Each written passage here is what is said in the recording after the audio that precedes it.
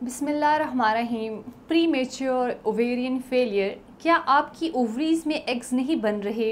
ये क्या आपको माहवारी में दुश्वारी का सामना है? अगर आपकी माहवारी इर्रेगुलर है या 3 या 4 माह बाद पीरियड्स आते हैं, एग की प्रोडक्शन बढ़ाने और माहवारी के मसाइल को ख़त्म करने के लिए वीडियो को आखिर तक लाजमी देखिएगा।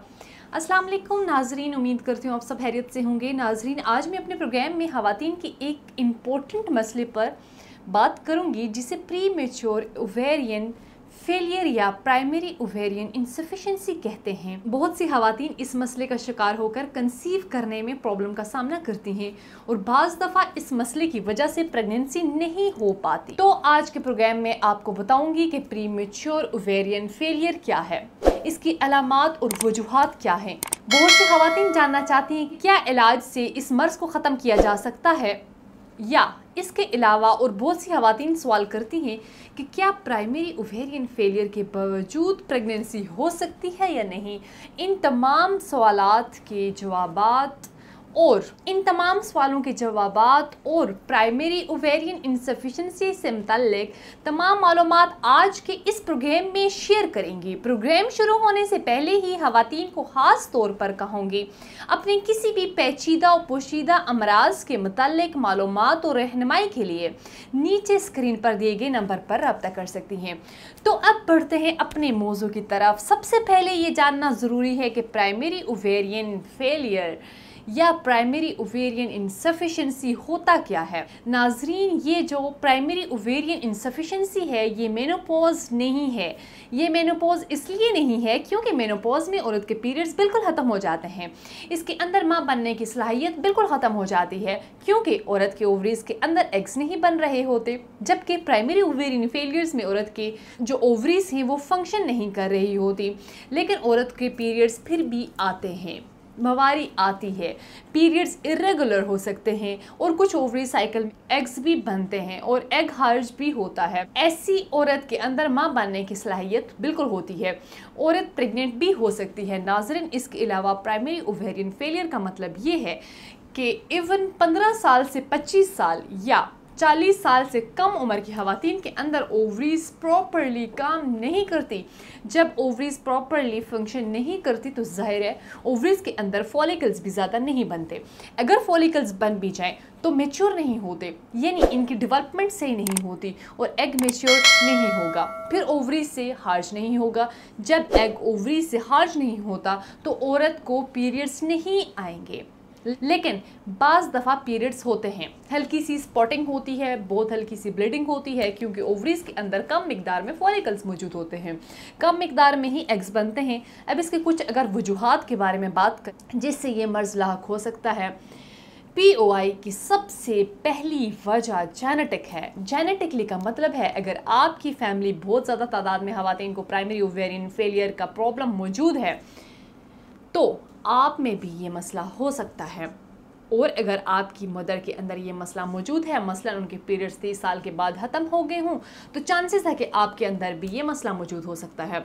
इसके अलावा वो पेशेंट जिनको एंडोमेट्रियोसिस या पॉलीसिस्टिक ओवेरियन सिंड्रोम का मसला हुआ हो तो उन्हें भी ये मसला हो सकता है।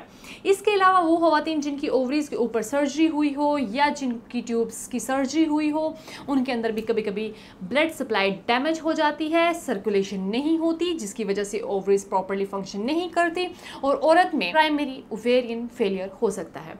इसकी वजूहात में वो ख़वातीन भी शामिल हैं जिनका कैंसर का ट्रीटमेंट हुआ हो, उनको कीमोथेरेपी या रेडियोथेरेपी हुई हो, या इनको कोई और रेडिएशंस मिले हों जिसकी वजह से औरतों को प्राइमरी ओवेरियन फेलियर हो सकता है। इसके अलावा टॉक्सिन्स और स्मोकिंग वगैरह करने की वजह से भी ये मामलात हो सकते हैं। नाजरीन, अब POI की अलामात के बारे में बताती चलूँ। सबसे पहली अलामत, ख़वातीन को पीरियड्स नहीं आते।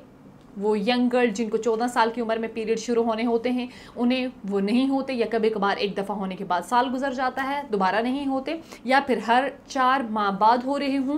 अगर किसी औरत में ये अलामात मौजूद हों तो उन्हें चाहिए कि सबसे पहले अपने टेस्ट करवाएं। इसके अलावा पीरियड्स का बहुत ज़्यादा इरेगुलर रहना भी प्राइमरी ओवेरियन फेलियर की अलामत हो सकती है। नाइट स्वेट्स मतलब रात को बहुत ज़्यादा पसीना आना, मुबाशरत के दौरान बहुत ज़्यादा दर्द होना, वजाइना ड्राइनेस का प्रॉब्लम आ रहा हो, यंग गर्ल के अंदर प्यूबर्टी बराबर नहीं होती।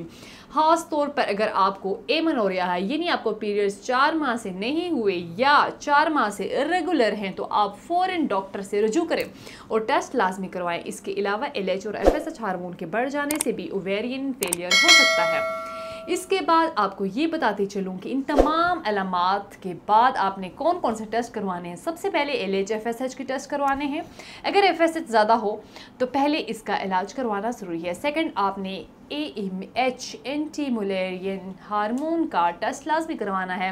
अगर इसका लेवल बहुत ज़्यादा लो है तो ऐसे केसेस में POI का प्रॉब्लम हो सकता है। तीसरे नंबर पर एस्ट्रोजन की डेफिशिएंसी की वजह से POI का प्रॉब्लम हो सकता है। एस्ट्रोजन जब कम मिकदार में हो तो फॉलिकल्स कम बनते हैं और मेच्योर भी नहीं होते। इसके साथ अगर एस्ट्रोजन का लेवल कम आए तो दैट्स मीन टेस्टोस्टेरोन का लेवल भी कम आएगा, इसलिए टेस्टोस्टेरोन लेवल का भी टेस्ट करवाना चाहिए।